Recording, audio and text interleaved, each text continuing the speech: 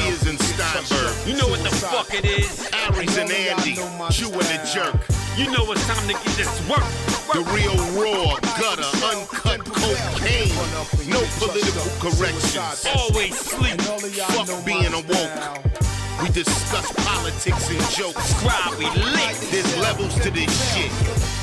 Before you was sucking on your mama's tit. Aries Spears don't give a fuck. We talk about race a lot, racism, Sexism. Much love to my loyal bitch bag holders. Rollers, clip loaders. We got them in the folders. The whole world on our shoulders. Spears and Steinberg. Yeah. Welcome to the dark side of comedy, produced by Aries Spears.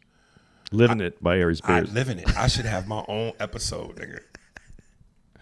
Me and Andy are talking about episodes 1 and 2, which is episode 1. Oh, please go see this. It's again, if you're a fan, anything comedy, explore. You'll love it. On Hulu, or you can get it on Amazon Prime. It's called The Dark Side of Comedy by Vice. And I believe I'm on episode 3 talking about Roseanne Barr, or could I still be? Oh, that's true. You don't know. They might have cut me out. So I don't know. But episode 1 was about Chris Farley. Episode 2 is about Dice Clay. And I think episode 3 is about Roseanne. So, Chris Farley, off the top, what'd you think? What'd you think about Chris Farley?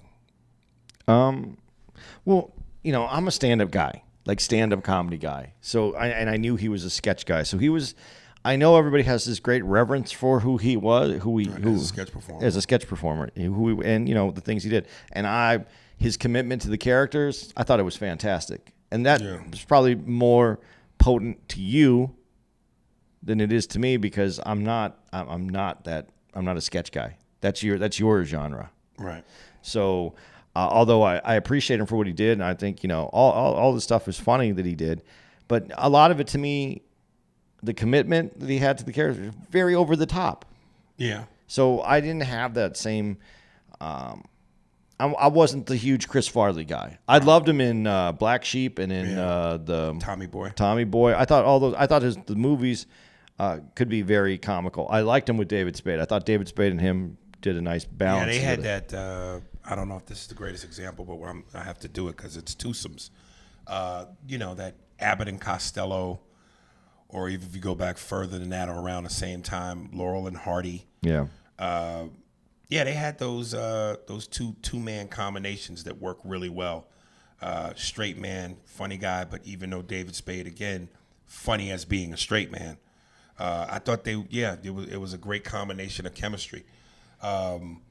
It amazes me, dude. And again, this is the how difficult and how much you have to respect stand-up. It's amazing to me that you could be that funny as a sketch performer, but not necessarily could be a comedian.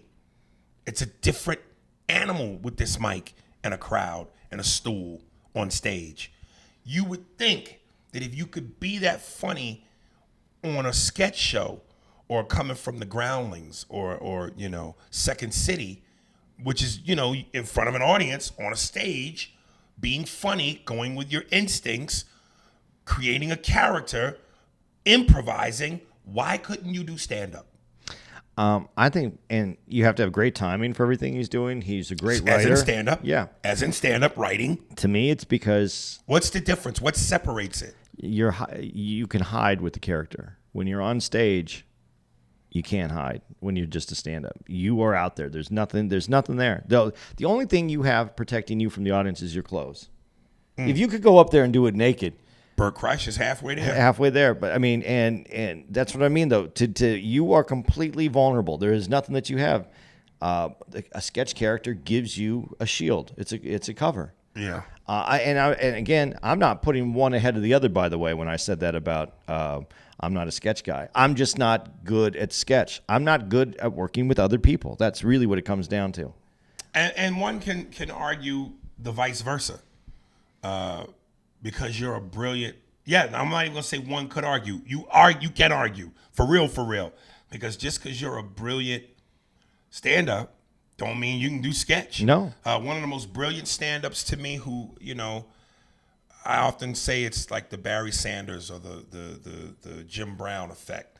Mysteries in stand-up. Why this person never... but back in the day, back in the 90s, back in the Fat Tuesday era, 3 dudes who were really tight who made the rounds comedically in the city. Chris Spencer, Alex Thomas, and a brother by the name of Darryl Heath. When I tell you Darryl was one of the funniest motherfuckers ever.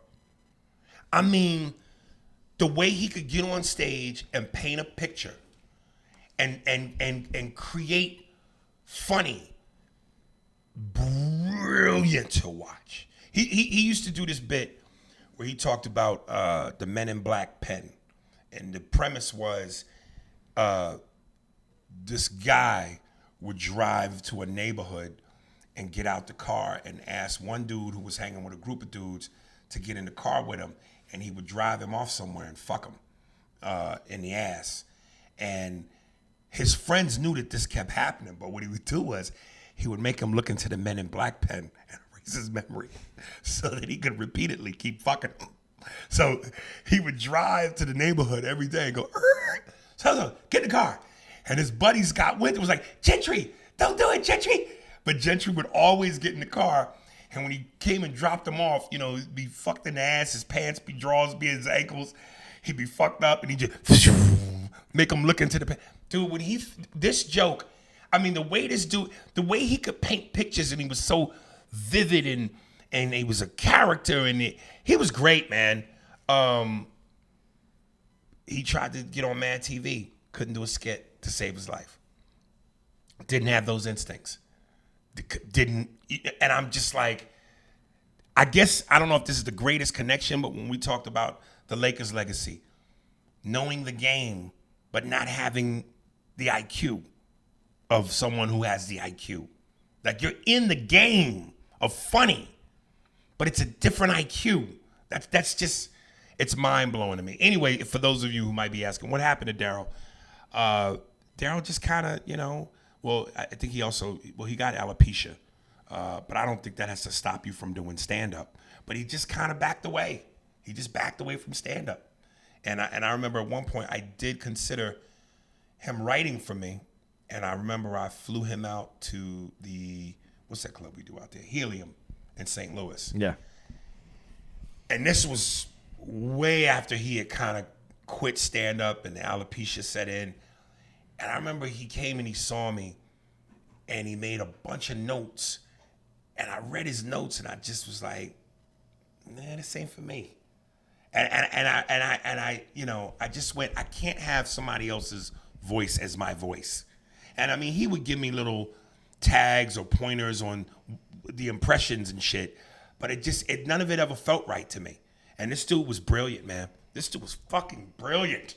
And him and Alex and Chris would kill. Hell of a trio. So. And he just walked away from stand-up? Yeah, man. It was, like I said, that's why I see a Barry Sanders, like one of the most talented dudes in the game, who just mysteriously went, I'm done. So maybe with alopecia, it's not that you just can't take a joke. Maybe you can't tell a joke either. I'm glad we talking about the dark side comedy. Because we just got the author, nigga. Jesus Christ. Oh, God. Slap.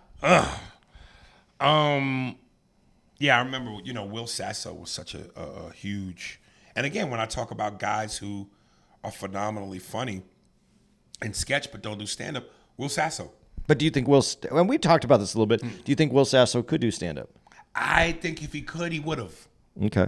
I think he knows his lane, and he's a monster in that lane. Like Mo Collins now is doing stand-up. Michael McDonald does stand-up. Yeah, I worked with Michael McDonald once. Yeah, and I don't know that Michael's a brilliant sketch performer. One of the quickest dudes I ever knew. In terms of improv, Mike was an animal. And sarcasm like a motherfucker. But I just don't know. I've never seen his stand-up, but from what I've heard, you know. It's funny. Right. No, he is very funny, witty stories. He has good premises. But there's a lot of people that do that. It's not, right. You know, I don't know. I think if you have a passion though, like if sketch is your passion, you gotta lean towards that, and then this is something else you do. I mean, a lot of people do it. I mean, but see, when you go, this is something else you do. I don't know that you can be wildly successful if it's just something else you do. You get success because you have a brand, and then if you're decent at it, I think. Listen, I don't like to call people out, but Chris Kattan, his sketch characters, his commitment to sketch on SNL, Right. I thought he was great. I don't like watching him do stand up. I don't like. But but when you say that, do you get the sense that he really has a passion for it, or this is just something else you do? I don't want to try to say what's in someone else's mind. You can tell, but I think that a lot of people. Okay, let's even stop at sketch, because of how comedy works, and you buy tickets to go to a club. It opens up the door for people who are not ex-actors, but actors who aren't getting work right now, or maybe not having enough work, or that have free time. They jump into stand-up. Stand-up is this. I know you will disagree with this, but I always say stand-up is it's the cable installer of the home build. It's something that there's people who do cable installations really well, but almost anybody can get that job. And you know that you go on Facebook or I said Facebook, any social media, and it says their name and comedian after it, because all you got to do is grab a microphone once and stand on stage, and now you're a comedian. Right. But I mean, I don't want to, like, I'm not knocking anybody who does it. If that's what they want to do now, it's the audience's choice whether or not you won that night. And if you keep winning, then you're going to keep doing it. Right. But there's a lot of guys that aren't stand-ups that are doing stand-up right now. Ari Gold, but what's his real name? I thought it was you're talking about the actor, Jeremy Piven. Jeremy Piven. Right. I heard he's got great energy and he's fun and he has these stories, but that isn't what he set out to do. There's plenty of people that set out to do this. I am not knocking that hustle. If that's what you do and you put effort into it, more power to you. The dude who puts effort into it is his name again. White dude, does a lot of movies with black dudes. Michael Rappaport. Michael Rappaport. He puts effort into it. He goes out all the time. He shows up at showcase shows. He's working it. So he's putting effort into it. But he didn't get to stand up because he wanted to be a stand up. He got to stand up because he was an actor and there was an opening and he took it. Right. So I think the same thing happens with sketch. You're on sketch programs, but there's very limited amount of work for sketch. If you're not on SNL or you're not on other things that have that, where do you go?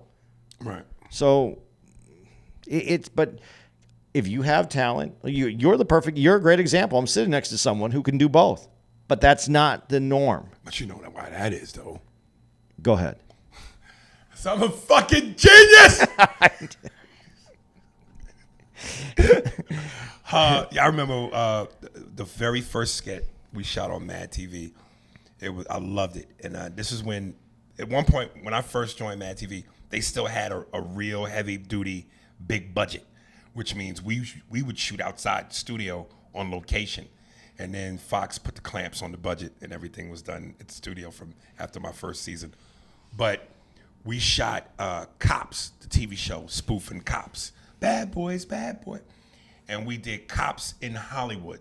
So at the time, it was celebrities who were, I think, known for controversy at the time, and they were getting busted by the police. And I remember I did Eddie Murphy, and I was dressed in the purple raw suit, and I was caught soliciting a transgender. Well, let's be what it was back then. No, don't do what it's back then. Come on, we got enough problems already. Just go today. The trans with the V, and they busted me and arrested me for that on the streets, and they cut to a donut shop where Will Sasso, who did I've never seen anybody do Chris Farley outside of Will, and he did a perfect spot on because he adored Chris Farley. He did Chris Farley holding a donut shop hostage. And I remember, I can't do Chris Farley, but he said something like, "Back, these are mine." Like slamming, talking about the eclairs and shit. And I forget the other guy who was in the skit said to Deborah Wilson, I'm gonna tase him quick. Grab a table, break his fall. So he tased Will as Chris. And of course, Will shook like he was. And then they purposely bring in camera a wooden table out of nowhere, just so Chris could do the fall down and break the table. And the guy after Will gets up, he goes, I'm sorry, guys, I didn't mean it. He goes, well, can you just give me a next part in your movie? Oh, yeah, not the guy. I can't do Chris Farley. Yeah, but Will killed it, man. He fucking murdered it. And then I remember the day the news came that Farley died. They told him on set, and Will was distraught. But yeah, man. Did you ever get to meet him? Did he? No, I don't think so. Oh man, that's yeah. And of course, they said the skit that turned Chris into a star was the Chippendale sketch. Yeah. With him and Swayze. Look at that. Look at Jay. Every now and then. Patrick Swayze. I even have the first name. This nigga don't have COVID of the brain all the time. Yeah, it's what put him on the map. And my question that I wrote when I saw that is fat and physical never not funny? Like, is that an absolute for sure ingredient that will always work? Because even in the movie, was it Tommy? I don't know if it was Tommy Boy or Black Sheep. I think it was Tommy Boy. When Chris Farley goes, fat guy, little coat. Heck yeah. Yeah, it's like, is that always a guaranteed ingredient for funny? If it's delivered right, yeah. Right. But I also heard... So people just laugh at fat. It's something about fat people. If they present it in a funny way. Now let me ask you, even if presented funny and it's comedy, is it shaming? We're laughing at someone's expense. No, we were laughing. Well, this is where it gets difficult because the skit, and what I thought was funny about it is that you have Swayze who's all cut up and he can dance, and now you have and Chris. He held his own on the moves. Yeah. Yeah. So now you're at Chippendales, and it's kind of a parody of life. You're at Chippendales. This guy could dance. He had the moves. He had the whole thing. But what do you want at Chippendales? This is the end. Shirt off, sexy. Yeah. So what do you? But the idea that this guy and that guy were in the same place for this position. It's a funny idea, and it's very. It talks to who we are as a society because it gives you both guys held their own, but. Yeah, and it seemed obvious to you which one goes to Chippendales, does it? Right. But in our society, is it really? I mean, especially where we're going right now, is it really obvious? Which is kind of making fun of where we are today. It was obvious. That's what made this the parody, the joke work. But today, right. Don't we have to give that guy the same audition process to be able to have that job? Right. Even though we know it's Chippendales. Yeah. Who gets the job? Right. So is it I mean, I think it was a spoof on society. I mean, it wasn't. But all that being said, I heard from other people that skit really bothered him. Yeah, he was insecure. Emotionally, he had to bare his soul to go out on stage, no shirt on, and do that scene. It's kind of like, look, how people say you can't have it both ways. You can't have it both ways for yourself either. It's like, look, I'm going to be honest with you. Are there times when people call me fat or whatever they call me, it bothers me? I'd be lying if I said no, completely. But also know, dude, you are making the conscious effort to put them links in your mouth, nigga. You are making this conscious effort to eat that pasta. So unless you are willing to stop doing that and turn it around, this is the music you're going to face. So it bothers me, and in my own selfish way, I want it to not bother me, but I also am not willing to do what's necessary for it to not be a picking point for people. So, yeah, I can cry, but cry to who? Nigga, it's you. So, When you make it open season on yourself, Right. It's open season. The deer don't get to cry because it's hunting season, and the deer came out, and it's open season. But the deer don't know it's gonna get shot. We do. So it's Right. even worse. It's even worse for the deer. For us, Right. You know, I know that I don't look the way that I'm supposed to look. I'm trying, but last night when I was walking back to the hotel and I'm eating pizza, walking back to the hotel, do you not think if someone would have saw me and called me a fat ass that I would have went, man, You were eating while you were walking. walking to the hotel.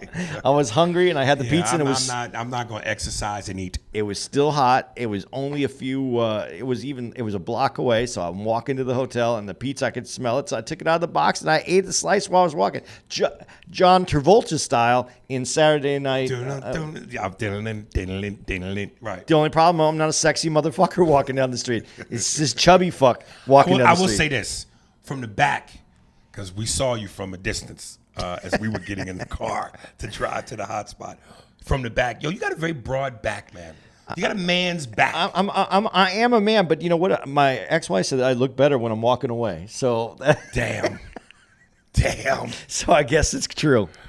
Like, dude, I know comedy's supposed to be subjective, but one of the best critics ever, most respected, and Gene Siskel, to say that Belushi was funny and John Candy was funny and Farley was flat out not funny, that had to sting. It stings, but you know what? I don't understand, and maybe it's just because I'm weird and I don't really care about anybody else, what they say about me, but that's also the guys that said that Ace Ventura: Pet Detective Oh, I didn't know that. was the worst movie I did not know that. ever made. And were they wrong? And then that's the only time they've ever recanted, is saying that they were wrong. They didn't understand it. They missed it. And a star was born. You don't get, so if they missed Jim Carrey, Right. so that's why I don't believe when I hear things like people saying shit like this, because what difference does it make? I know they get paid and people listen to them, but they just got put in a position to be able to say the shit that they say because they wrote a long time at it and they got distinguished credits now, and that's what they get. But who are they? Listen, even if I think most people do, even if you could recognize a movie not being funny, you still can recognize the person being an extremely talented person. And I don't know how you see Chris Farley's work and go flat out not funny. If they were talking about the movie, that's one thing. But to say he's not funny, I think that's absurd. And I mean, look, John Belushi, John Candy, certainly legends in their own right in regards to funny. But to say to Chris Farley, I just thought that was extreme. I just don't. I wouldn't care. I wouldn't care because as long as they're talking about me, something good is happening. Right. At that moment, I'm on TV, my movie's out, and they're saying something about me. I'll take it. Right. But I don't have TV, a movie, or people talking about me. So I'll just have to wait and see. But if it was, I wouldn't. I couldn't take that seriously. But I'm sure though, when your career is riding on something, and you have these guys that they're upper echelon in the business, and they're saying it, how can you not at least take a dent? Right. So, And if you're already insecure, and then you're being compared to, especially, and I know Wade had a factor, a Belushi and a Candy, and then for somebody to say that, yeah, that's a debt. that is a dent. Because you're going, goddamn, you're comparing me to two guys who are undeniably funny and who most people perceive as great at what they do. And now you're telling me I ain't even close? Well, and I think the other thing has to be, because since we're bringing this up, and this is timely to talk about Chris and his weight and everything.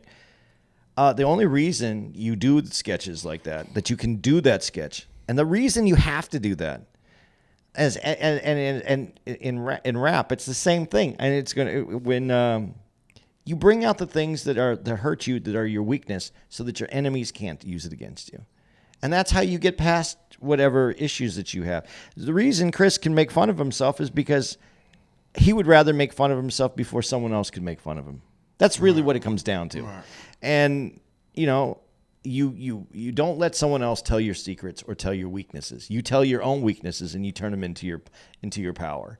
And that was the attempt. That's the attempt that we all do. We take our insecurities and try to make them your power by being upfront with them so no one else can use them against you. That's the trick. Doesn't always work. I said something about, I wrote a note where I said, are we insecure? Because there are some comics who seem ridiculously overconfident. I don't know if I'm, why are you laughing? Because I just had a conversation about this. Oh. It's just funny to me. What's the point you want to make? No, go ahead. I'll make it. I don't know if I'm making a statement or asking a question. Because I've always said, as long as I've been doing this, I still get nervous. But once I drop my first couple jump shots, then I'm in a rhythm. And my first couple of jump shots, then a rhythm. And then I feel how I'm gonna feel. I always thought it was scary to me when some comics are ridiculously confident, bordering cocky. Because to me, I feel like, again, when you take yourself too seriously, that's when God and life's sense of humor kicks in. But then I could be definitely wrong because, listen, I won't say he's cocky, but one of the most confident comics who I don't sense an ounce of insecurity, Eddie Griffin. I believe Eddie believes he's God's gift to comedy. And I say that respectfully because he's a funny motherfucker, but I don't sense an ounce of nervousness at all. Any other comics that you put up on that level of that way? Of super confident? Confident, just confident. They don't have to be the best comics, just that are so confident. They live above the confidence level. Yeah. Trying to dance around the name. Okay, well then don't do it if you don't. If it's not going to work out right. I'll say this, and so that I'll save you the time of saying it. I was talking to someone the other day. I'll just say this. I won't say no name. There's some guys and I think I've said this before, whose talent don't match their arrogance. Okay, I'm not gonna go talent and arrogance. I'm just gonna say this and how I said it. I was talking to someone about comedy, and I said the one thing I wish I had black dude confidence in my comedy. Start wearing green gaiters, nigga, and socks and green suits. Black comics, especially young black comics, from my experience in comedy over the years, I don't care how much time they have in, I don't even care what the audience says about them. They'll walk off the stage and they go, I fucking killed that shit. I fucking crushed that room. White dudes will be in the corner crying, and these guys will tell you that they can. I'm not saying that about all, but that's the one thing that I wish I had in this industry. And I say, black dude confidence, black comic confidence, because I walk away, no matter how good my set is, I might feel good about my set when I get off the stage. But by morning, I think about all the things that I could have made it better, where it was weak, the person that didn't like me, why, and then I'll then add to it. I'm sitting out with you, and we're selling our merch, and then they come over and compliment the fuck out of you, and look at me and go, "Oh, you were funny too." That is, to me, I don't know what that does to me. It knocks all the pins down, though. I'm like, and I'm like,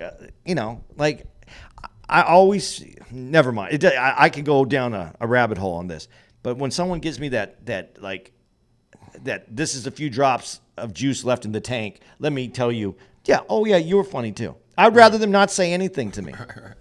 So, but I would like to have that confidence, that extra confidence, because I think if you have that, because this business is so rough, that it will get you past some things. Now, there's also some people that don't have, when you go say what you just said before about their talent doesn't match their arrogance. You might stay in it longer than you should have. Mm-hmm. But you need that. You need to be confident, because getting beat up. I'm going to tell you somebody who confident that a motherfucker, again, never showed an amount of non-confidence. Carlos Mencia. When Carlos was in his Carlos days, you couldn't tell that motherfucker shit. There's a difference between confident and being delusional, though. There is. And there is this point where confidence turns into delusion. Watch how confident I am while I do your shit. And he said it on that special, because I can do your shit better than you could do your shit. Right. He said that. Right. Those were words from his face. So when you, that's when you become delusional. That's when you become that. And there is a certain amount of, you have to have a little bit of delusion to even do this. This is the fact. Okay, just really quickly, and I'm not going to get too long-winded on this, hopefully, but the fact that we came up with a business, and we didn't even come up with it. There was a room with a microphone and speakers, and someone said, if you can make people laugh, you can stand on this stage and be in this room. Right. And it worked. And so they built more rooms where people just walk in with nothing. We don't have fucking shit. There's nothing that we have. A pen, a piece of paper, some ideas, and we go up on that stage and we make you laugh for, depending on what your schedule time is, 10, 20, an hour. Right. And that's our job. You have to be a little delusional to even believe that you could do that job, because that job has no business existing. I don't know if I use the word delusional. I might use the word brave. Okay, brave. We can brave with a little bit of delusion. I don't know. I don't know that there's anything delusional about it, because you have to know that you're funny. Well, not only that, but we're providing a service that everybody can't do. That's what makes us special. No. Everybody would love to be able to make people laugh. But that is a gift, and not everybody can provide that, and people love laughing. They love laughing as much as they love fucking. It's one of the most feel-good things ever. And when you can laugh with someone, it's even more fun. It is. I get that, but the idea of this, like I said to the people, I said it this last night. I said, you need this. You need to be able to laugh at this horrible shit that I'm about to tell you, because life is horrible, and if you can laugh at the horrible shit, you can get through it. And you can't make yourself. You can't laugh. I forgot how I said it, but it was that. And you came here. You paid money to see me do this because you can't do this yourself, because you're not funny. You came here to laugh. Let me help you laugh at the most fucked up shit in the world. I don't know, again, if delusional is the right word in this sense, but I will say this, and I know this might sound kind of corny, but the truth is, and you've heard this, laughter heals. A lot comes from laughter. And I'm telling you, man, with what I'm going through, I'm spending so much time, especially being in the room by myself, where I got nothing to do but think about this. And as much as I'm worried, to some degree panicking about my future, what it will, and all of that, there'll be times where when I'm not thinking about it, I'll see something or I'll think of something and I laugh. And that moment I go, you'll be all right. If something is that bad where it keeps you from your natural instinctive mechanism that is installed in every human being from a higher power, which is to laugh, that is an indicator that you don't know what's going to happen. You don't know the future. You don't know if any of your concerns are valid, but God damn it, you laughed. I said this last night, that we have our emotions backwards. We're supposed to laugh at the horrible shit, and we're supposed to cry at the happy shit. And if you think about it, when you really have that deepest, that emotion that you appreciate the most, you cry, because it touches you in a different way. And I said, when you're at a funeral and you see somebody that you cared about and they've passed, and you make a joke where you're talking about who they are and you talk about something funny they did, it takes all that away and you remember them for who they are. We are emotionally, I think we're paying with the wrong currency. Laughter will get us through the horrible shit. A tear spread during an amazing time changes our whole fucking life. If you're in jail, here we go. I would just think that if you're in jail and you're in a cell and a dude's got his dick out and he's about to fuck you in your ass, you think to yourself, laugh. You be trying to make yourself laugh real quick to get through that moment. I bet if you were bent over and the dude was about ready to do it and you just went, just started laughing, he might stop. He might, because he thinks you're crazy now. Exactly. I love when Tom Arnold said this quote in regards to Chris, and I think he told him this. Look, man, you could either be really fat or on drugs, but you can't be both. Yep. You need to be really fat or on drugs, but you can't be both. Wow. And it reminds me of that. Even David Spade, I know he was making a joke when he said it, but there's obviously some seriousness to it. He said when he was, I remember one time, I forget, I might have even been watching an A&E thing about Chris, and Spade said, you know, when Chris was really at the apex of his wilding out, he remember one time they were at a party or a club or something, and Farley threw back a glass of scotch, and he said he was at least happy that all of it didn't get in his mouth.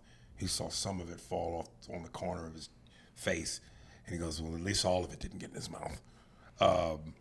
So, yeah, man. What's funny about that statement, though, you can be fat or you can be on drugs, but you can't be on both. There's that famous quote, and I forgot whose it was, but it said the key to not getting caught when you're committing crimes is you can't break more than one law at a time. Right. It's this thing that we do where we go back to the well too many times. Right. You can only do so much wrong. Right. And in life we have to. There's only so much. You like. It's drinking. It's all of our vices. Anything in moderation we can get away with. It's when you just overindulge, you have to pay for it somewhere along the line. Yeah, God. And you almost have to say, how strong is the addiction? If you know, fuck the drugs, you being massively overweight could kill you at any moment. But now you're throwing cocaine on top of that. On your heart. Your heart has to deal with both things now. You throwing alcohol on top of that. Let's deal with that. Jesus. Like the addiction has to be really strong for you to go, I know that, but fuck it. It's almost impossible for some people, especially when they're heavy. Look at his dad. They showed his dad. Chris Farley's dad was large. Right. He's a big man. Yeah. And they made fun of him. And all their kids are big, and they knew that they were walking into that same role that their dad lived. Right. But how do you change that when it's? I'm not saying it's just biological, but you inherited that trait, that heavy trait. Right. So you're in for something tougher. So you need to live. And then though, to enter a field like what Chris was doing, it's tough. I don't know. And I say that I can take it now, but I don't have the light shined upon me. If I had all the light shined upon me, would I be able to handle it? And then here's this tricky thing where, you know, they told the story of how Chris was supposed to be at the table read when he was supposed to host SNL, and no one could find him. And then when Spade said, well, the girl and Spade were going down the elevator, opens the door, and who's standing out there is Chris, and he's totally fucking plastered, fucked up on drugs, heroin, whatever he was on. And he went to Lauren Michaels and said, please don't fire me, please. And Lauren hugged him and said, we're going to get you some help. Now, here's where I go, this shit is weird. This was when he was still on. This wasn't when he was hosting. This wasn't when they brought him on as the host to be. No, it was. Okay. We're bringing him on to be the special guest. Then I didn't right, get and it. He was supposed to show up at the table, and he did. So obviously, these people they want to help you, and they want you to get help, and they can't force you to help yourself, but they want to help you. But then they went on to say how now this is Chris obviously to a bigger weight. So on top of being fucked up on the drugs and the alcohol, he's doing sketches that are physically demanding. Yeah. Because they want the cartoon character. Once you become a cartoon character, they want the cartoon. And they said in between sketches, he's in the back with an oxygen mask on. So he's also doing physically taxing things that can fuck with him at any moment and kill him. The man's using an oxygen tank. Do you really want to help him? If you really want to help him, Lauren Michaels or anybody else, say, yo, we love you, we care about you, your health is more important, fuck this sketch, fuck you hosting. But you're going, we want to help you, but we're going to also have you do this physically taxing shit, thus give us the cartoon character, and the most we'll do for you is have you suck on oxygen. So what are we doing? Okay, but wait, because what happened was when he left Saturday Night Live, and he had all that extra time on his hands, and he wasn't following his passion. That was part of the idea, is to get him back in see what what he was missing, what he loved, and get him to spark that back up. That was the Friends idea of what they thought could happen. Okay, but clearly they knew that wasn't going to happen, and they saw that early. You never know what it's going to take to get someone to go. I think that's a slick, tricky sword. I think it's really tough because you do know that this is what the person loves and this is where they feel their best. Right? But is that enough to get them back into this? And now, here's the other part when you're saying that.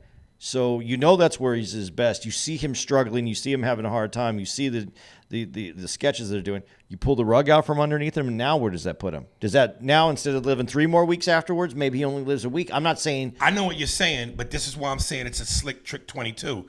Because, again, after the sketch is over...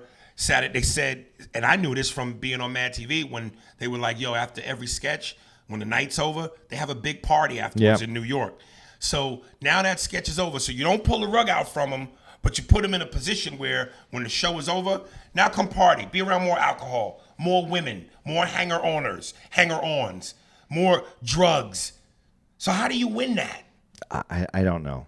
I don't know. I understood them. I understood feeling like if you can get someone back into the right place, maybe they.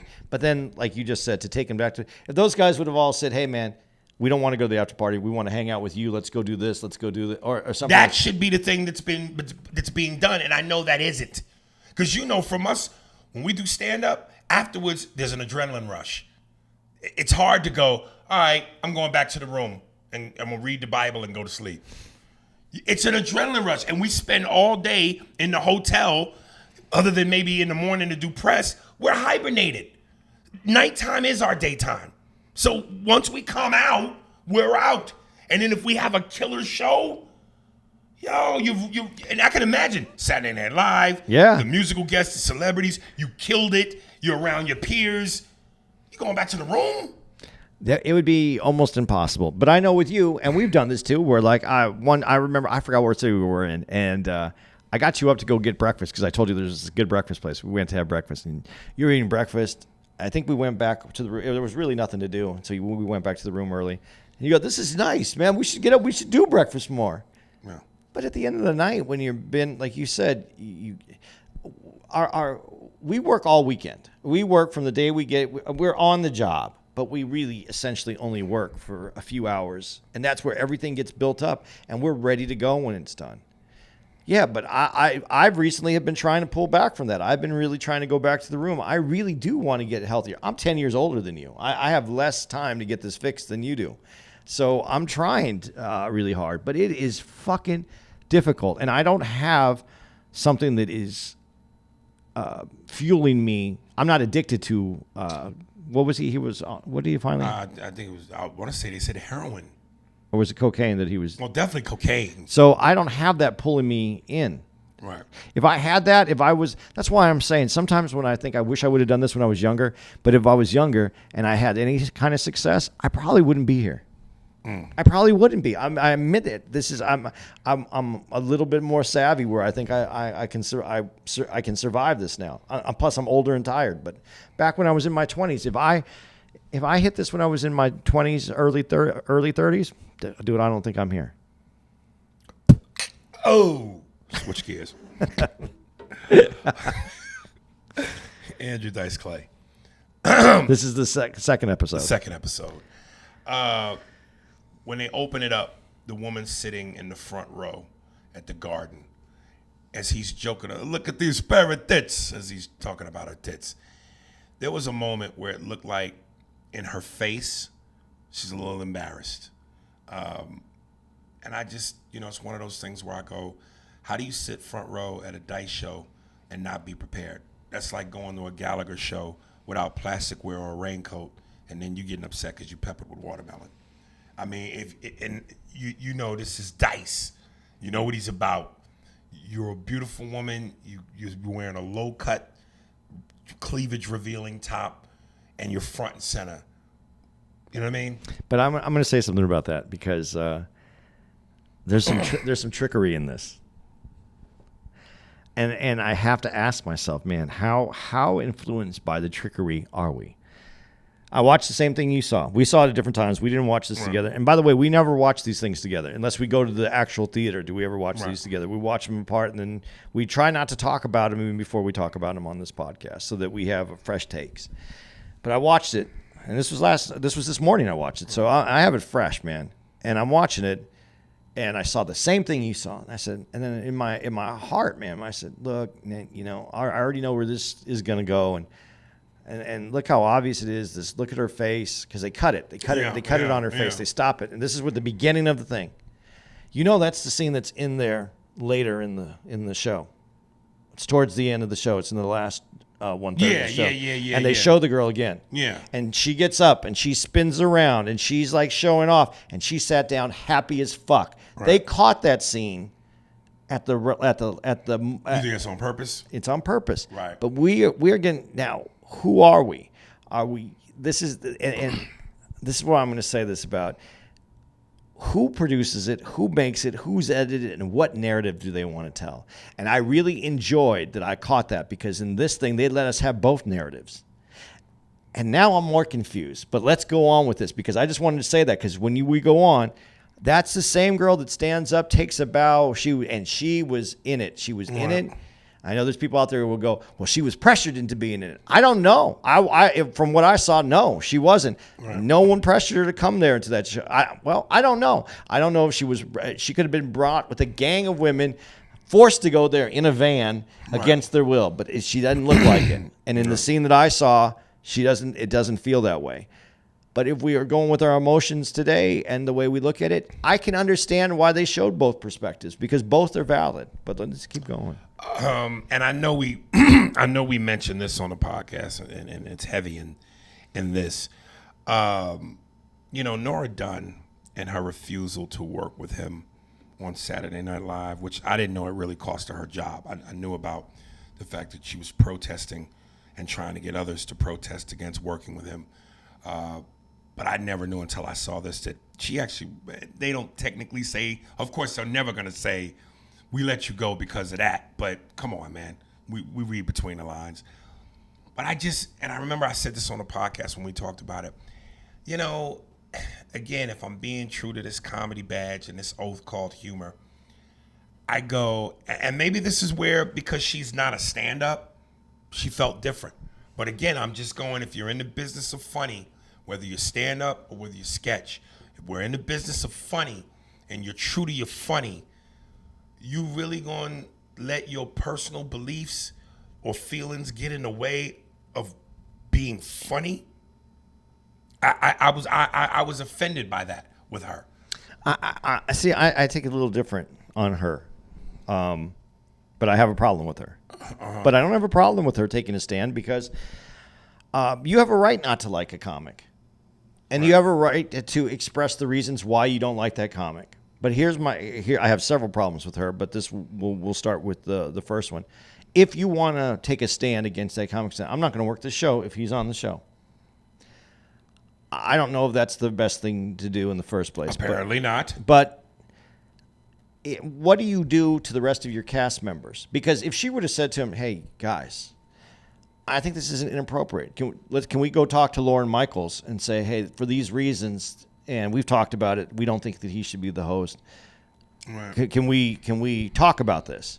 That could have been one way to handle it. I wasn't there. I don't know all the ways that they handled it. From what I've heard and from what's been recorded that I've seen, if you just go out, I'm not going to be on Dice. Dice is this to women. And basically, when you do that and you don't have talked to the rest of the people on that you work with, now they have to make a decision. If I don't go along with her, one, I'm not supporting her. Two, I am validating that everything that she said bad about Dice, I am either for or against whether I stay or not.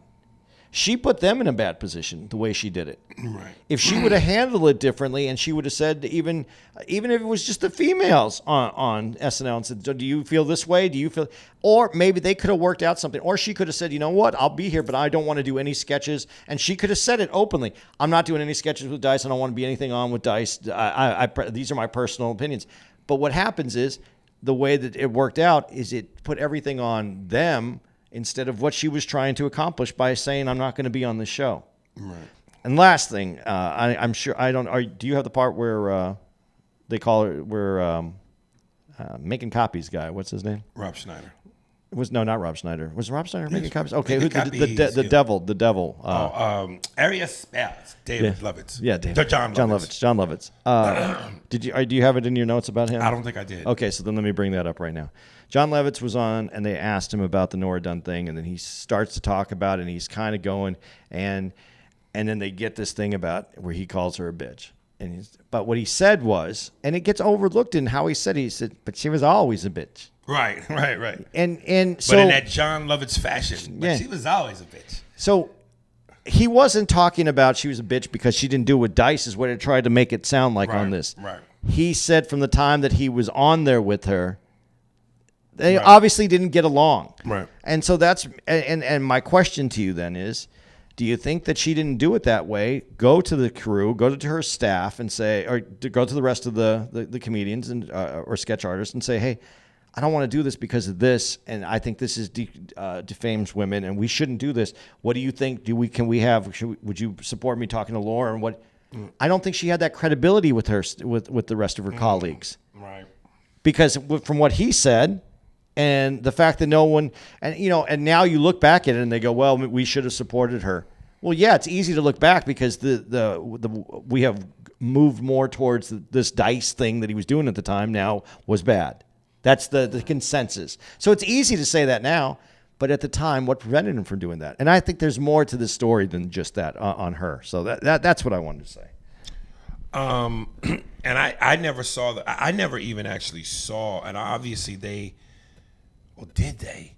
Okay, I never saw the actual moment ever when Dice hosted SNL.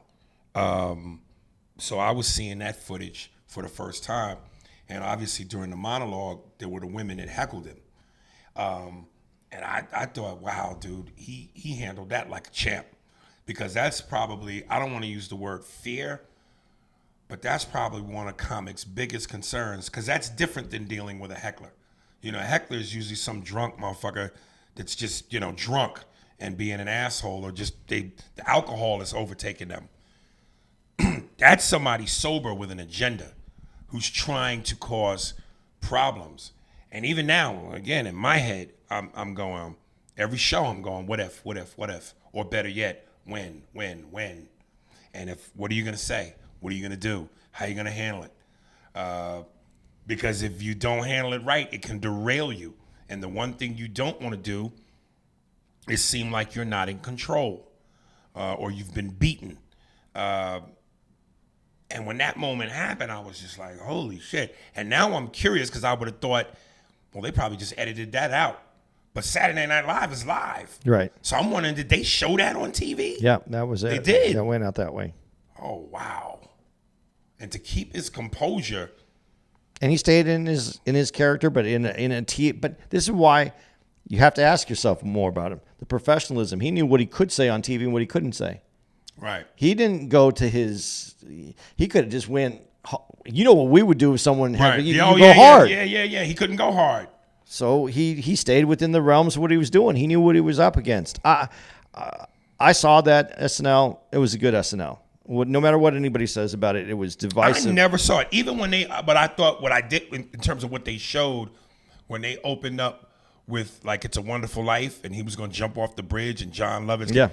And they did the Scrooge thing, and they went to the piece of equipment that fell on, and he said that was Nora Dunn. You think that was in bad taste?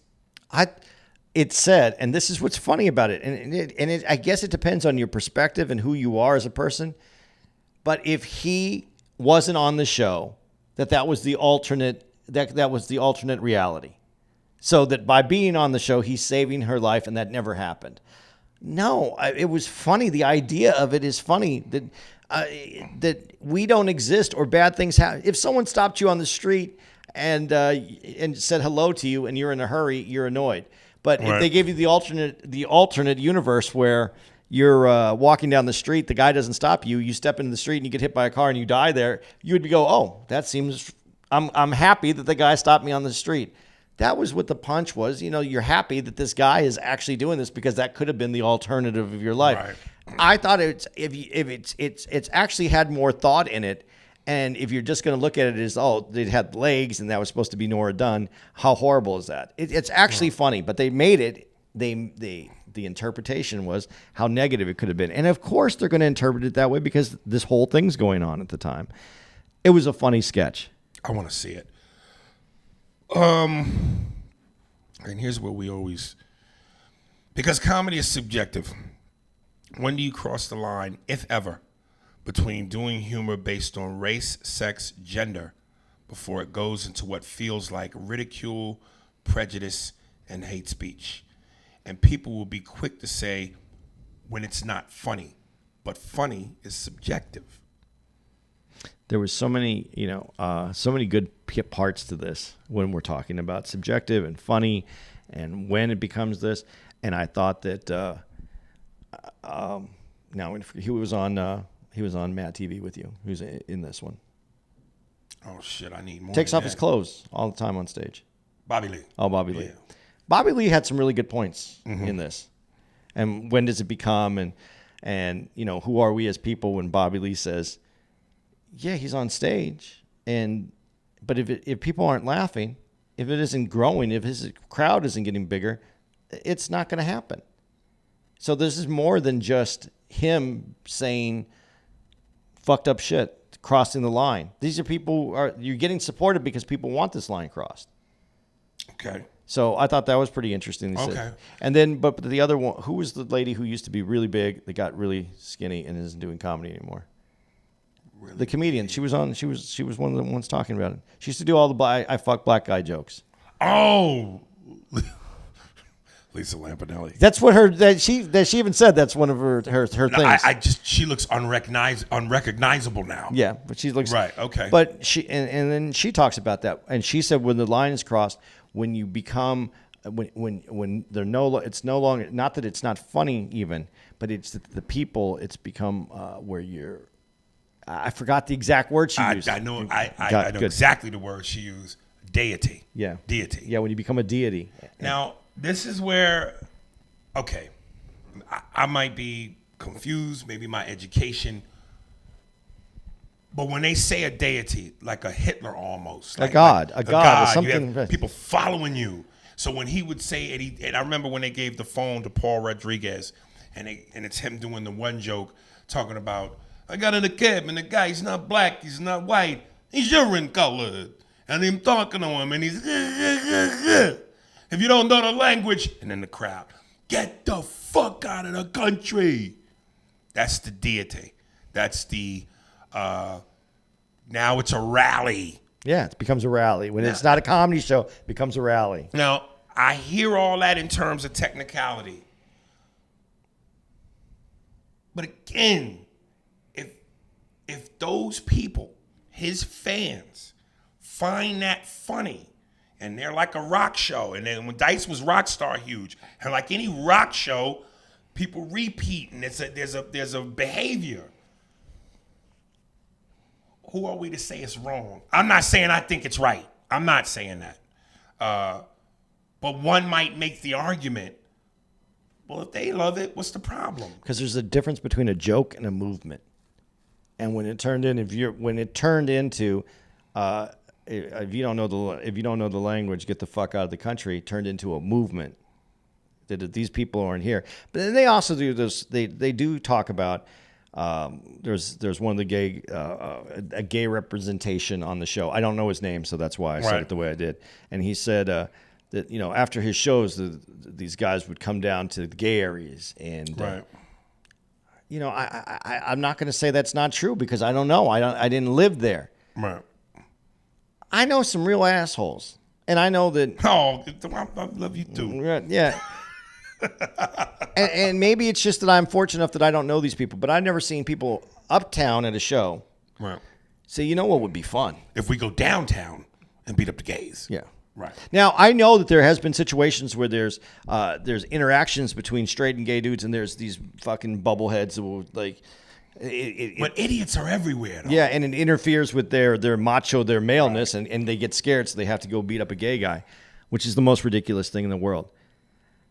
And I don't know And I guess as you become part of popular culture, when you're not just a comic on the road, when you become part of popular culture, when you're moving that needle, do you have a responsibility to make sure that you're not doing anything that is going to cause not outrage, because that's kind of part of our job, but is not going to lead some idiots to do something like that? Right. I'm not saying, I mean, and then where is your responsibility cut off from that? Right. So I mean, I don't have the answer to that. I think calling someone urine color is kind of, I don't think that I would ever use that as Right. And I like Dice. I've met Dice. I've actually got to hang out with Dice. I'm not against that man at all. And listen, And at the time, I loved Dice. I've found certain things that he said funny, but I've never was a big Dice phenomenon guy.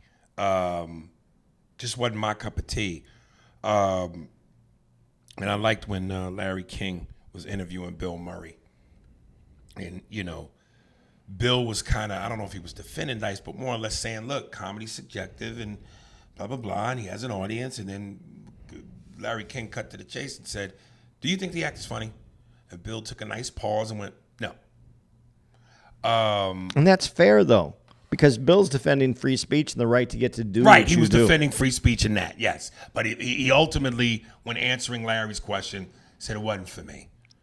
The sexism and the homophobia. But you know, and you brought it up right now. Just because people are doing chants and they are in your audience doesn't make it bad.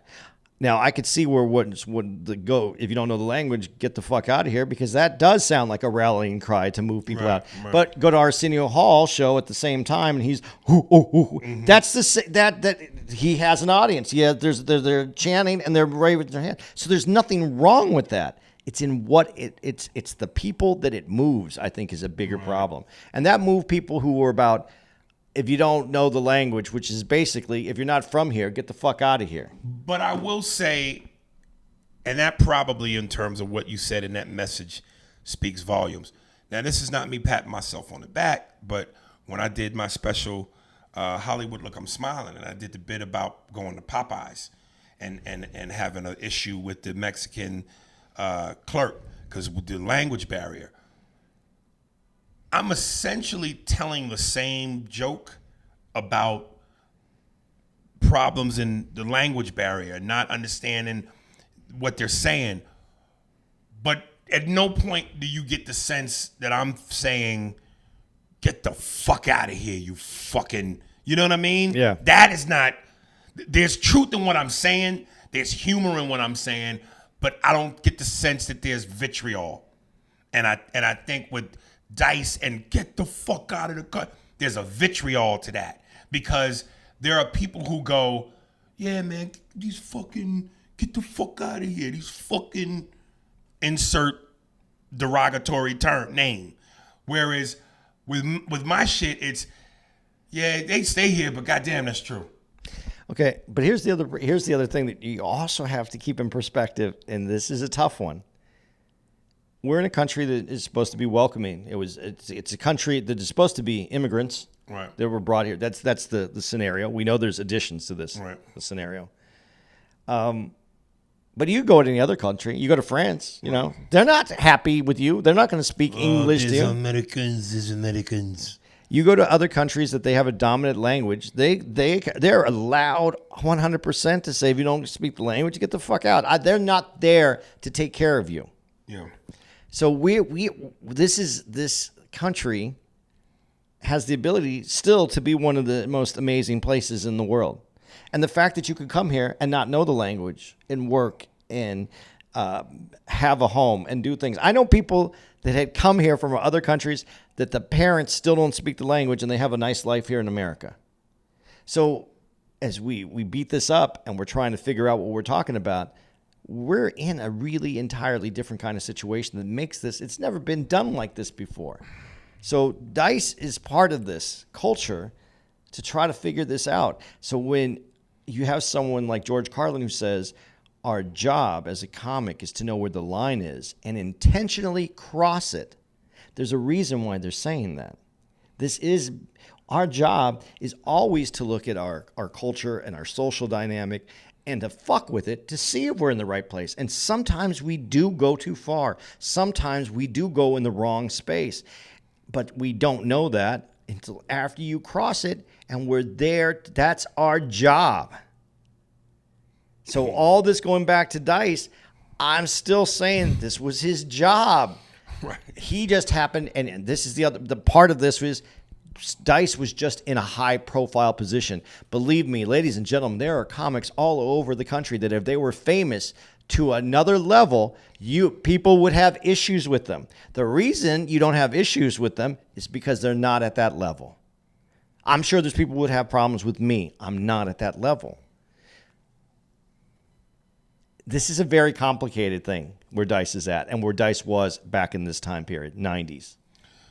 You know, Dice attributed the success or the not success of Ford Fairlane to the controversy and the people that put all the money into the movie and produced it and backed it, not supporting it through marketing and advertising. And listen, most people said, look, it was a bad movie. It wasn't. Well, I never really saw it, but most people said it was a bad movie. I'll lend it to you. I own it. Do you really? Yes. You got to give it to me. I'll give it to you. All right. Most people said it was a bad movie, so that was the reason for its failure. Because, and this is where this gets tricky too, because look, certainly, you know, marketing, advertising helps. There's a reason why studios do promotional tours to help the success of the movie. But also, if a movie is good, I mean really good, it's always like that saying, you know, the cream rises to the top. If you build it, they will come. If the product is so strong, it'll do what it do, baby. It's going to do what it's supposed to do. But still, marketing, advertising helps.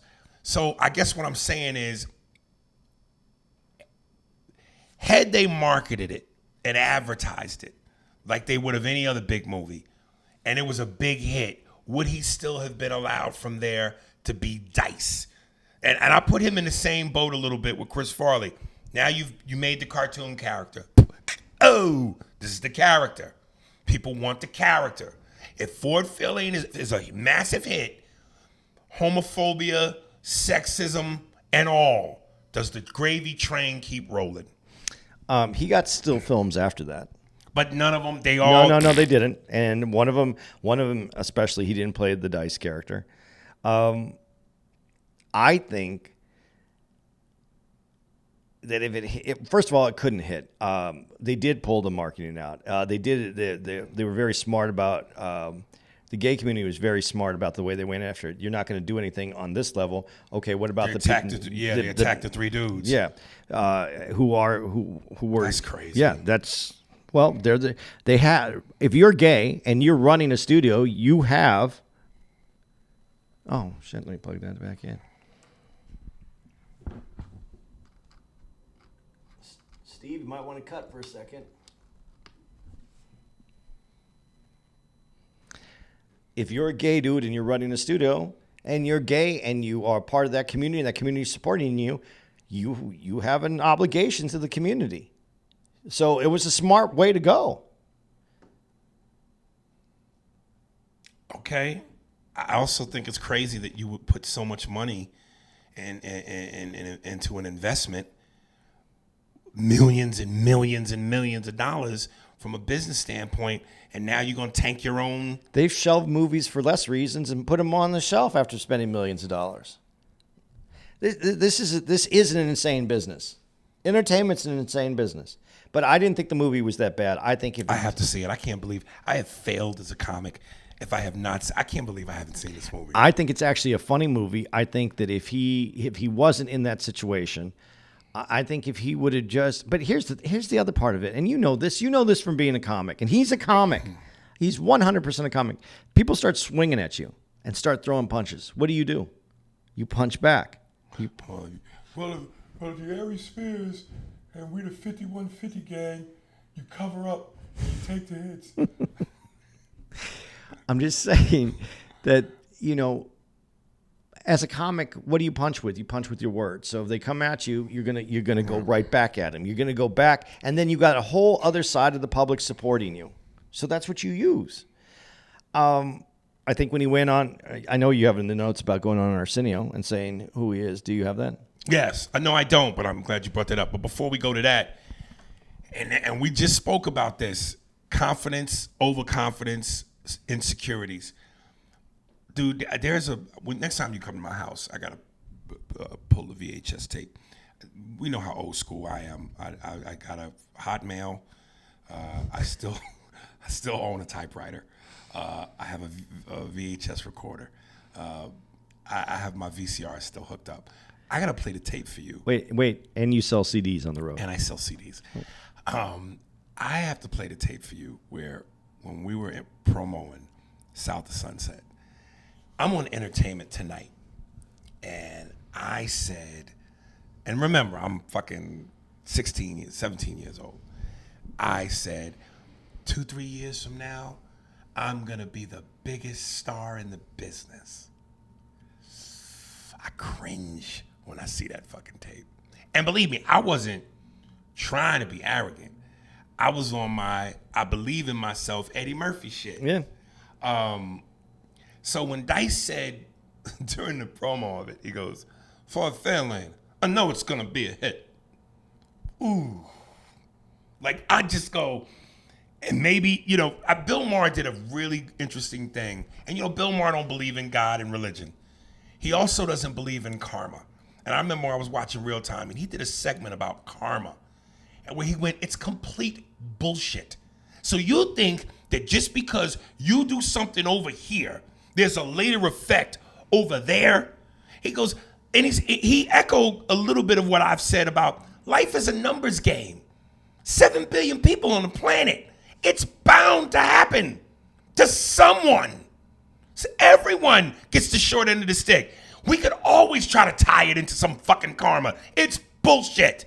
So that being said, I always just go, I don't know if it's karma, but it just seems like life has a weird sense of humor. And the moment you believe your shit don't stink, and the moment you put yourself on the mountain of high and mighty, life goes, watch this. Dude, I remember when I did the Underground with Damon Wayans, and Damon said one thing during the press tour. It's funny as hell. The reporter asked him, how come you don't ever do jokes about religion or God? He goes, because I don't want God to do Damon jokes. That's a great answer. Yeah. So it's just, I don't know. People, you believe what you believe. But I just went from my Entertainment Tonight experience to, I just went, ooh. Well, first of all, karma is, it's so funny when you say this. And I like Bill, but Bill should have stressed this more because I heard this Bill thing too. Karma it doesn't happen in this lifetime. Karma is things that come get you from your past life. If you understand what karma is. I'm sure he'd tell you that's bullshit too. Okay, but no, I'm saying it can be bullshit, but if you understand what karma is. Matter of fact, I'm sorry. He even mentioned that. Yeah. He alluded to that. That's what karma is. If you really study karma and what karma is, it's what you do now will affect you in your past life, and what you're suffering from came from the karma from your previous life. So your next life is where this karma comes to get you from what you're doing today. I wish I could jump in a time machine, go meet my old Aries self, and punch that nigga in the mouth. Well, said, nigga, have you done this to me? But the idea of instant karma, which is the thing that he was talking about, and he even said that, but that doesn't exist. Only in America can we have instant coffee, instant tea, and instant karma. It doesn't exist. Go study karma. When you go to use it, it's like the people who use the word literally and literally for completely out of context. The same with instant karma. It doesn't exist. There we go. Sorry, I had to get that out of there. Right, but right. So where were we on this? Yeah, I just again, when he said that, but the movie was good, dude. They pulled it out, but it wasn't a hit because they pulled it out of theaters too. You couldn't find the fucking movie. Damn. He was done. That was the moment he was done, and that's what it really breaks down to. He was done. He was no longer wanted, and it goes back to Patrice. They don't tell you when you're done. What did you think of that moment on Arsenio? I thought it was genuine. I thought it was genuine, but I don't know if it was. I think Lisa Lampanelli alluded to this, and I don't know if this is true, but maybe I can kind of see some truth in this. She felt when he apologized, it might have made his hardcore fans go, "What?" And they lost interest in him. Like, you pussy. When he teared up. Yeah, you pussy. Like, you sold out. I don't think that. And what she said is, just because you apologize and you lose some, not apologize, when you tear up and some of your hardcore fans leave you because they think you're a pussy now, doesn't mean you're going to get new fans on the other side. I don't think that he was looking for anything. I think he was looking to say, I worked really hard in this business. This is the culmination of all the hard work I put into it. And I'm not going down this way. This is it. And I've put the work in. This is a character that I do on stage. You don't know me. You never got to know me. But he was putting all that other shit out there. Listen, at the time, I had to be honest. It's funny. My mom is the one. My mom. I don't know how funny she would. I would like to ask her about it if you don't know the language, because my mom put up with that shit. I'll never forget my mom coming back from work one day, and in the break room, her and another Mexican associate at where she was working were speaking Spanish in the break room, and someone came up and said, "This is America. We speak English in the break room." So, I mean, I understood that my mom wasn't down with that, okay? But at the same time, it was funny. I didn't always think everything he said was funny. I mean, I loved the fucking nursery rhymes. I didn't get that. That to me was... I was a young kid. That shit was funny. You know, some of the whole Italian thing that he was doing as a Jew, but he was doing the whole smoking the cigarette thing that no one's ever done and doing... Dude, he was funny, but he was a character. How do you think that that's not a character at the same time? How do you think that no one lives like that all day with the cigarette and the over-the-topness? You can't. And that character was crafted from pieces of John Travolta, pieces of Jerry Lewis from The Nutty Professor, his buddy Love, alter ego, it's Fonzie. It's Stallone. It's Stallone. But the only thing that kind of took the sincerity out of it for me, I would have preferred when he teared up, he stayed teared up and fought his way through it without going. He didn't want to tear up, so he jumped in the character. And that to me is what took the sincerity out of it. Yeah, but either way, it wasn't going to go anywhere. It really wasn't. He had support, but he had also there was no way to do that. But I'm going to tell you, I've seen Dice on the road. I know that and this is the other thing I didn't like about the way they filmed this. Dice also had kids. That's a lot of the reason Dice disappeared and went underground. Not that it was all because of that, but when you have a family and you're doing other things and you're raising your boys, which I can tell you 100% is, I believe it he didn't tell me that was the reason. It was our conversations. He was raising 2 boys, and he has 2 kids that are great kids. They have a band. Yeah, man, he had other things to do, and when he came back... But do you think, though, if the Dice machine... was still running? Full throttle, that he does that? I don't know. I got to tell you, like they said at the end of this, which they did say, he really wanted to be seen as a good actor. Like, he wanted to do movies. He wanted to be a star. I think comedy was part of what he wanted to do. But he's having this resurgence. I know when I talked to him, Woody Allen's Blue Jasmine was coming out, and he was or it had just come out, and he was so excited about this little part that he had in Woody, and I think that meant more to him than most things that were going on. Right. And he came back, and it was early on his bigger tour that he had, because he was doing those little rooms. He wanted to go work his comedy back out. The thing with Dice, though, and I'm going to tell you this, his audience, those people that were screaming in the stands, are still the ones that will come out and see him. So he does, even though he has a lot of other material, he still goes back to that because they're yelling and screaming for it. Some of the nursery rhymes, some of the oohs and the cigarette, that's what people still want to see. The cartoon. So that is part of it. But I didn't like how they made it seem like he was forced underground and he could only do dive bars and clubs. I don't think he was forced, but... Look, if you're not as in demand as you once were, and the machine is no longer the machine, then it's a lot easier to make that choice to go raise your boys. Yeah, it is a lot easier, and for him, I think it worked out well, and he's having a great life now, enjoying his life. I think it's very difficult when you have a character that supersedes you. When you birth the character that superseded you, how do you manage you and that character and continue to grow as your human side, but the character's bigger than you are? That is the most blessed gift and curse you can create for yourself. I would think so. Because the cartoon becomes the money. It becomes the success. It becomes the key to everything you want.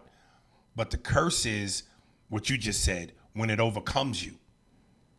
Now you can't escape it. You can't turn it off. No, as soon as it's all people want. It walks in the door before you get there. I love that. Then you know what? My dick is a cartoon. It's a character that has overtaken me because anytime I try to go get some pussy, it walks in the room before I do. I go, Dick, where you going? He going, I'm getting to it. And then by the time I'm ready to get attached to my dick, he's leaving. I'm going, what happened? I got to it. And I ain't getting none of it. Does it wear a little baseball hat with Yankees on it? Yes, and it lights a cigarette and goes, oh! There we go. That's it. That's the show? That's the show. Let me tell you where we're going to be at. Okay, this one is on the 14th. So if you're listening to this, we're probably at home talking to each other that week. But the following week, we're going to be in Raleigh Improv, which is actually in Cary. That's the 22nd through the 25th at Raleigh Improv. 6 shows, 2 on Friday, 2 on Saturday, 1 on Thursday and Sunday. And then we'll be at Levity Live September 30th, and we'll be there until October 2nd. Energy. Thank you. Levity Live. I was about ready to bring a sparkle from the dance onto the... Oh, wait, and I did it wrong. I fucked it up. Ooh. Please welcome Sparkle to the pole. Oh, like a stripper DJ. Yeah, I was going to do that one Everybody give it up on the main stage for Candy. Main stage. That's what I couldn't remember. Main stage. That's the term. And like I said, we'll be at Levity till October 2nd. 3 quick days at Levity Live up in New York State. I'm gone for the next few weeks after that. I am. We'll still have some podcasts. We're going to pre-record some stuff. We're going to have to really start game planning for this too. Yeah. Well, we got that extra week too to make some other. All right. So, but we should start trying to stockpile what we're going to talk about next. Maybe this week. How many episodes is that we're going to have to fill? 3. So that's 2, 4, 6. That's 6 between the emails and the rest. Ooh, yeah. Woo. So we got that going. I'm going to be, but Aries is going to be at Brea Improv the 7th through the 9th. And then followed up. This is October 7th through the 9th. Then the 10th, October 14th and 15th. Oh, you know what? I got to check these dates because they switched your dates. I don't know if they switched Hartford. They switched Hartford and Richmond. They just flipped them. Oh, yeah? But anyway, we're going to be he'll be at Hartford and Richmond Funny Bone, both. I don't know what week to which one, but it's going to be the 14th through the 15th at one and the 21st through the 23rd at the other. Not exactly sure which ones, but we will double check that and get to it on tomorrow's episode. And then I'm back and we'll be at the Orlando Improv out in one of my favorite places, the Orlando Improv in California. I can't wait to. Oh no, wait. That says I can't. Dude, Steve, you got to cut this because I just fucked that up. I was thinking Ontario. That's not coming up. Please cut this Ontario, the thing I just said. After I'll be back. I'm going to count it now. I'm going to do an Aries 3, 2, 1, and then I'll be back. And we're going to be at the Orlando Improv, the 28th through the 30th, out in Florida. Florida. So that's it. What week? When this episode comes out, what week? It's the 14th. You sure? I thought so. Oh, you're right. Okay. All right. Dude, I'm going to tell you something. I was watching fucking the other day, Bruce Willis, Die Hard. And then I was watching The Last Boy Scout. Let me just say, as far as man food movies, we'll talk about the man. Let's talk about Man Food, the man. Bruce Willis was made to play a cop. He is the most badass. I envious. I would love to be him in a cop movie. Like Bruce was just born for that. That moment in fucking Last Boy Scout, when the dude kidnaps him and he's at the house and he says, "Can I have a cigarette?" The guy gives him a cigarette, punches him. Bruce goes, "Touch me again, okay?" Oh no, he punches him and he goes, "I seem to have dropped my cigarette. May I have another?" And the guy gives it to him. Bruce, "May I have a light?" Bow. And then the dude hits him. The guy goes, "Touch me again, I care." And bow, he hits him again. And then he jumps up, jams his fucking bone in his brain. The guy falls. Bruce spits on him. Goes, "Told you." The fucking weight. Yo, Bruce Willis, man. That motherfucker, the most badass cop dude ever. I know Riggs, Mel, and then we could probably name and rattle them off, but Bruce Willis, yo. Dirty Harry. He doesn't. Nobody fucks with Bruce, man. Really? Bruce is a bad motherfucker, man. Is that the one where he danced a jig on the top Yes. And I've never been a big Damon Wayans guy movie-wise, but that movie, man, the chemistry with them, man. It was a good movie. Man, Bruce Willis was born to play a cop. But it's an 80s type of movie. 80s? It's 90s. It's 90s, right? What felt 80s about it? It's 90s. Yeah, but it just had that same buddy cop kind of. Nah, they all follow that formula. Yeah. Okay. This is a comedy clip. Fuck music. I found a comedy clip. This is from Jamario McClain. That's what made me think of that. Oh, because the name's McClain. Instagram. JAMARIOMCCLAIN. Twitter, same thing. JAMAROMCCLAIN. Facebook, same thing. JAMARIOMCCLAIN.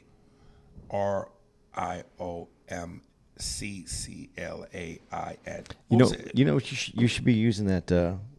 Who's the scientist that had to talk out of the box down? Oh, come on, guy. Bill Burr just said his name. Oh God. What the fuck is his In name? a wheelchair? Yeah. You should be doing when you're reading those letters. That's it. What the fuck is that guy's name? The smart guy, right? Yeah. This is one of the smartest. How do you look him up? Smartest man in the world. And you're doing fart jokes. Just a bit outside Cleveland. Oh well, there's a new smartest man. Who? What the fuck is that guy's name? Everybody's screaming it right now. Yep. I don't know. I'm just worried about that fart spelling. That's all I'm worried about. Put smart guy wheelchair. We got 40 guys. Let's see. 40 guys. Just put smart guy wheelchair. Okay.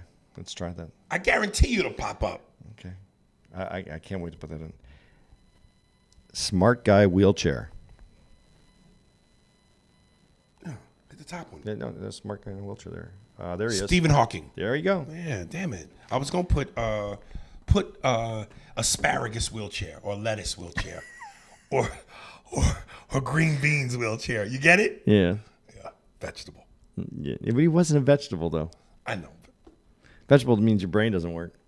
And he's the smartest motherfucker in the room. Yeah. Oh, okay.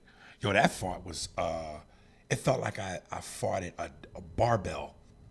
Like there would I just roughly came through there. That's probably what that Louis. No barbecue is doing for you. Nah, nigga, that was Louis Anderson shitting out my problems. Shut your problems. Oh boy, I just shat Aries' problems. That was so funny, man. My asshole is bigger than that one time I fucked that Haitian black guy in Haiti. His name was Julius Otus. There's probably some guy, Julius Otus, that's going to hear this and be What so a mad. huge cock and is like, how does he know I fucked Louis? How does he know about that? I never told anybody about the fact that I fucked Louis. Oh my God.